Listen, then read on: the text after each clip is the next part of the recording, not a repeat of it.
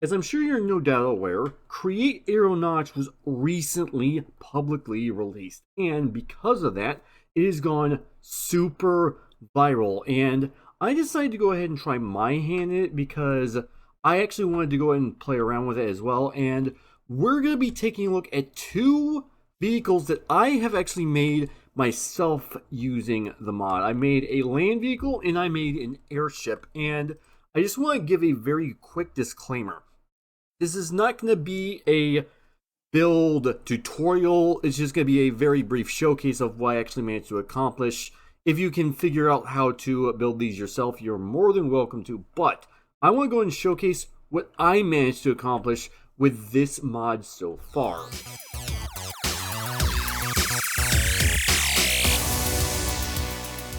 Now, I am going to showcase what I've built, like I said, but I'm going to go over what other mods I've installed alongside this to make some of my builds actually work a little bit easier.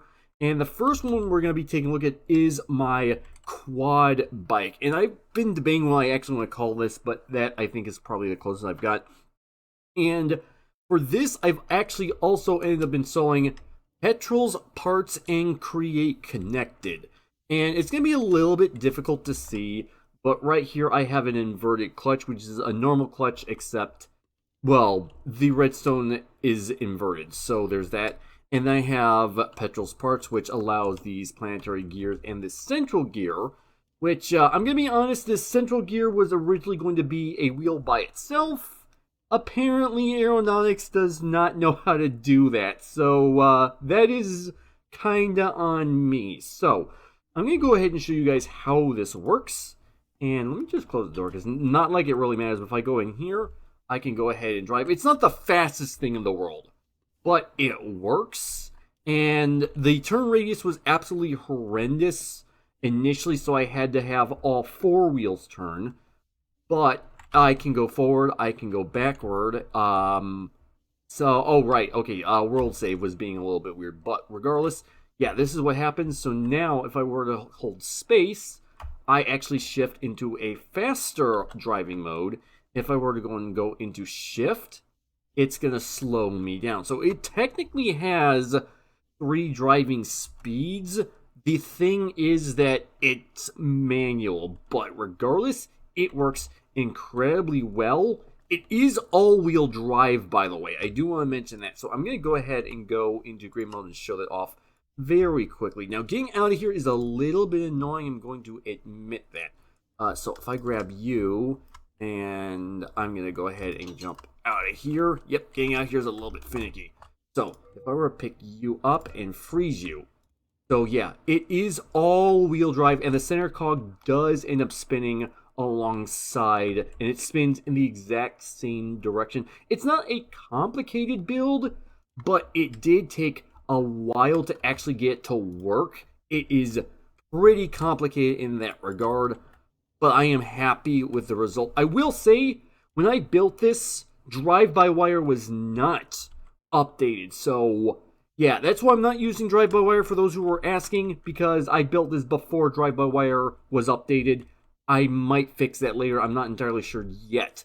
But let's move on to the airship that I have built right here. And I want to start off with one thing specifically. I actually ended up installing another mod called Immersive Structures. And this is actually a modified version of one of those structures. Brief synopsis: Immersive Structures adds in a bunch of extra structures that are vanilla-esque. Like, for example, this here and that here. Those are the exact same structure. I spawned those in with the place command just so I could get a rough idea. And I did the same thing with this one. I just had to do some modifications. But yeah, I didn't build this. I just modified it. I just want to make that very clear, just in case anyone was going to ask how long it took me to build. I didn't build it. But let's go ahead and go around inside of here. And I want to mention 2 more mods as well. Technically, there's 3 mods I'm going to mention, but I'm going to mention 2 now. I ended up using Mechanism and Cooking for Blockheads. I know this is not showing up very well with Jade, but I used Mechanism and Cooking for Blockheads to get water inside of my tanks. So it is incredibly easy. It does not require rotation. It does require a little bit of crafting if you were to do it in survival, which is normal, but it's not that bad. And the last thing I included is called Ender Transmission, Create Ender Transmission. And you're going to see a couple of these blocks here and there throughout. So we've got this block right here. And I actually have some other ones that are very similar for item transportation. These are basically a linked ender chest, except it's transmitting rotation and items. And there is one for fluid. There's apparently also one that does chunk loading. I don't use this right now. But I'm going to showcase what I have so far. So we have these mechanical pistons that are acting as sort of landing gear. And I have these optical sensors. I'll explain those in just a moment. But if I come around here, I'm going to go inside of here. It's the same thing on the other side. But this is actually the landing gear sub. This is independent of each other. And it's independent from the rest of the ship. Back here, I just have where my charcoal storage is being stored for the rest of the ship. This one's not using charcoal storage, but that's beside the point. But if I were to go ahead and come up top, we have our system up here, which that's getting charcoal here through here. And the engine room is actually up front. I have a bunch of iron blocks for stability reasons. I have some of the new ender blocks in the back of the captain's quarters back here, the levitite.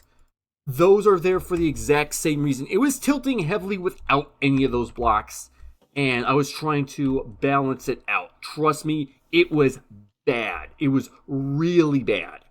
So, up here we've got our control system, and of course, we have salt, which, if you know my channel, you know salt.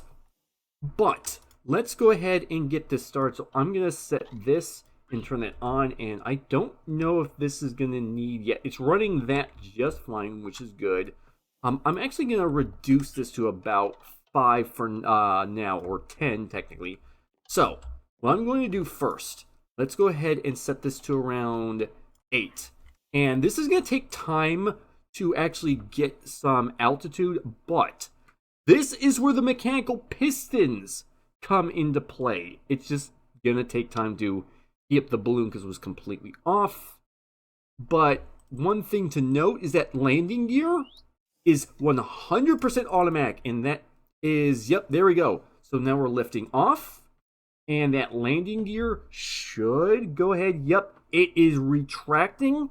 And if I were to go ahead and land, it will do the exact thing in reverse. So I'm going to reduce it and let myself descend. Again, takes time because the balloon is massive.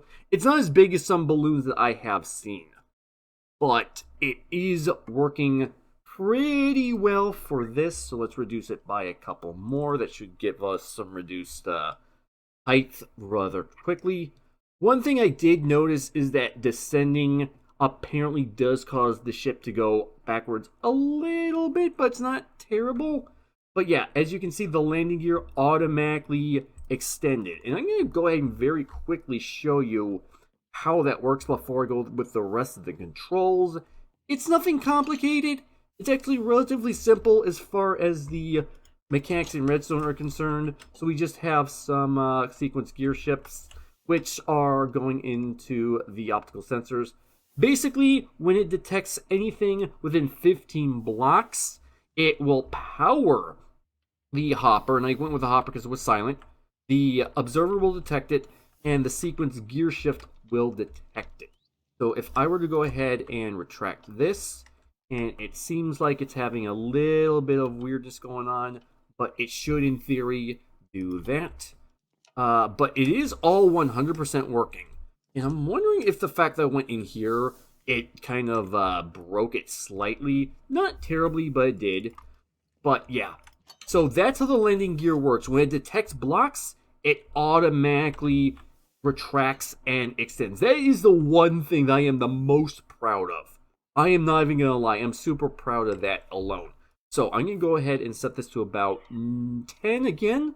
And let's go ahead and show off the helm. So I can rotate this, which is not really a huge surprise. That's where Ender Transmission is coming in play, and it's also going to come into play regarding the actual propulsion as well. But yeah, we're using the steering wheel as basically the way we transmit both rotation from the engine as well as rotation from the steering wheel. Very simple stuff. And then here we just simply have, this is our speed. We're going to keep it at 10 for now. And then this actually turns it on. This sends it in reverse. And so I am going to go ahead and go up. And it is going to be slow, but it does move forward. I'm actually going to go ahead and crank this up by quite a bit. So we should go a lot faster now. Yep. It tilts a little bit. No big deal. But as you can tell, it does exactly what it's supposed to. So I'm going to zoom out, rotate this, and yeah, does exactly what you expect it to. A lot of tilting, but whatever. It's not that big of a deal.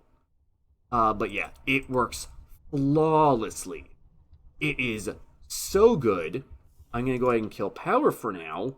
But yeah, that is what I managed to accomplish this. This is technically survival friendly.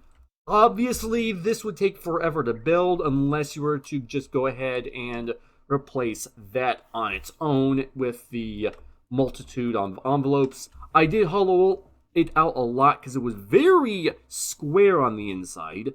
So there are a little bit more air gaps inside of it. Actually, if I go ahead and go into Spectator, yeah, it's got a lot more space inside. If you were to go inside of one of them from the actual original immersive structures, let's go ahead and go inside it here. Yeah, it is not quite as empty. So yeah, I did hollow out a bit. But that is what I managed to accomplish. And again, I'm not going to go into like a building tutorial or go into schematics because I feel like that would be way too long. The actual vehicle down here, I feel like I could probably do a tutorial of. It's not that complicated, but it's pretty simple to build. You could probably just look at it, rewind the video, look at it, and figure out what to do from there. It's not that bad.